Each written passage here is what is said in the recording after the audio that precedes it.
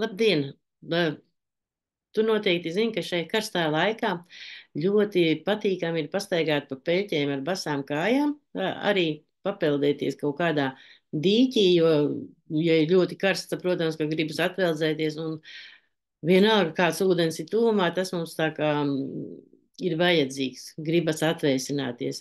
Bet ir tāda viena problēma, ko varbūt daudzi nezina, daudzi neaizdomājas, daudzi negrib zināt to, ka šādā siltā ūdenī var būt arī parazīti. Ne tikai tie parazīti, ko mēs iedzeram caur muti, bet arī tādi parazīti, kas var iekļūt mūsu organismā caur ādu.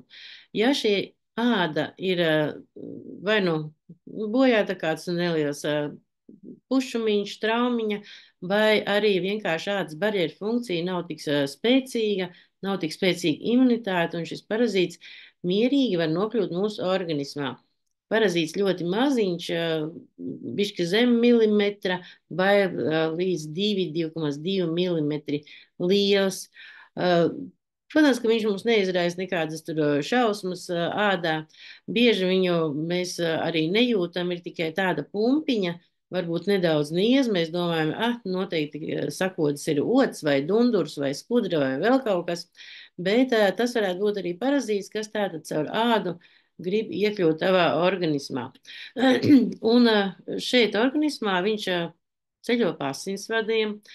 Tātad asinsvadu traumiņas, kas veicina holesterīna veidošanos, jo, kā zinat, holesterīns ir materiāls, ar ko organisms aiztais ciet šīs sīkās brūcītes, sīkos caurumiņus. Tātad parazīts vispirms jau nodara bojājumu asinsvadiem.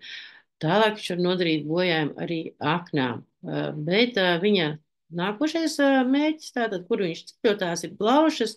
Šeit viņš arī bojā tātad plaušu struktūru, alveolas vai trahejā, un varbūt mums liekas tā, bet šis parazīti vienkārši organisms grib dabūt ārā, bet tas nav īsti klepus, un mēs arī zinām, neesam saaugstējušies, vienkārši tāds krekšķis. Varbūt cits iemesls, bet tas var būt arī no šāda parazīta, kas tātad ir nokļūs plaušās, un viņu šeit traucē. Un tālāk parazīts, protams, dodas uz tievajām zarnām, kas ir viņu galamērķis, kur parazīts arī tātad vairojās, attīstās, un tālāk jau dēļ oliņas, kas atkal nonāks ārējā vidē. Un tātad viņš var bojāt gan ādu, rodas šie izsitumi, gan plaušas, gan aknas, gan tievās zarnas, jo viņš mitinās tieši tievajās zarnās. Un tas viss tikai tāpēc, ka mēs gribam pabradāt ūdeni tajā brīdī, kad mums nav stipra imunitāte. Parādīšu, ko mēs varam tātad izdarīt ar šādu aparātu kā Life Expert 3. Mēs varam uztaisīt testu, katreiz tā kā atgriežamies mājās un paskatīties, vai mums neparādās ādā, kā redzat šeit, šie parazīti. Tie ir apaļie tārpi, maziņi, strongiloidi,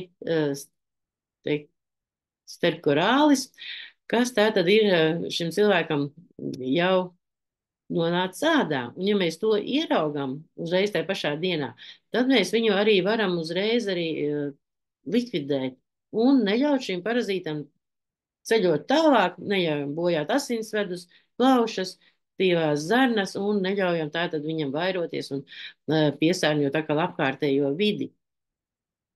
Un tāpēc man ļoti patīk šis aparāts Life Expert, jo ar to es varu pārbaudīt kaut vai katru dienu, un it sevišķi, ja ir bijis šis šāds gadījums ārā, tad noteikti pārbaudu, vai man ādā nav nokļuvis jau šis parazīts.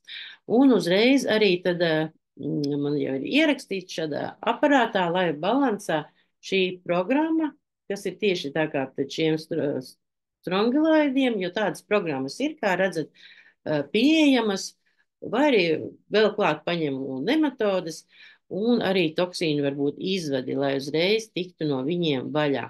Un aprakstā arī redzams, cik dienas jālieto, cik bieži jālieto, un tas mani tomēr pasargā arī no šādiem es teiktu, briesmoņiem, jo agrāk es pat to nezināju, varbūt arī tiešām prāts bija mierīgāks, un es pat nesaprotu, kāpēc man reizēm ir šis klepus, kāpēc man reizēm varbūt kaut kādas vēdera problēmas, un kāpēc kādreiz vitamīnu nav, jo parazīti tomēr apēd arī visas mūsu labās lietiņas.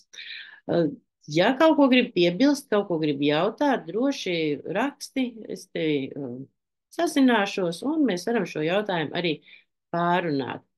Gan online, gan arī tiekoties